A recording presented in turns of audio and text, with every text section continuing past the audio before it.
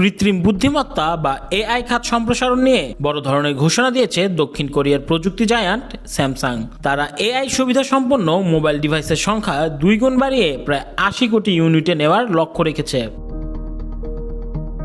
গত বছর স্যামসাং এর প্রায় 40 কোটি স্মার্টফোন ও ট্যাবলেটে গুগলের এআই ফিচার জেমিনাই ব্যবহার করা হয়েছিল।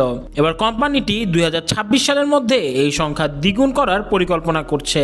স্যামসাং এর সহপ্রধান নির্বাহী টি.এম. রো জানিয়েছেন, তাদের লক্ষ্য যত দ্রুত সম্ভব স্যামসাং এর সব পণ্য, ফিচার ও সেবায় এআই প্রযুক্তি যুক্ত করা।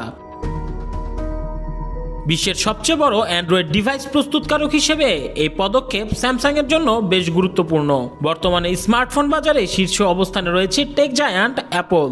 স্যামসাং চাইছে স্মার্টফোন বাজারে আবার শীর্ষ স্থানে ফিরে যেতে, তাই মূল কৌশল হিসেবে এআই কে বেছে নিচ্ছে স্যামসাং।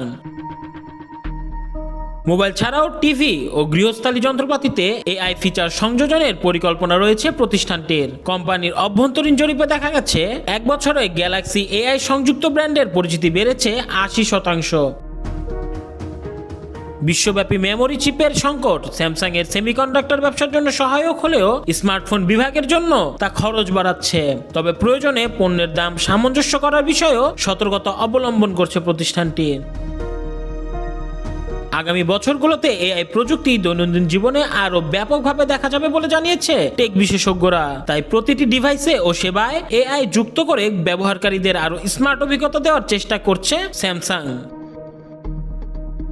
মোহাম্মদ আলী তুষার, ডেস্ক রিপোর্ট, সদ্য সংবাদ।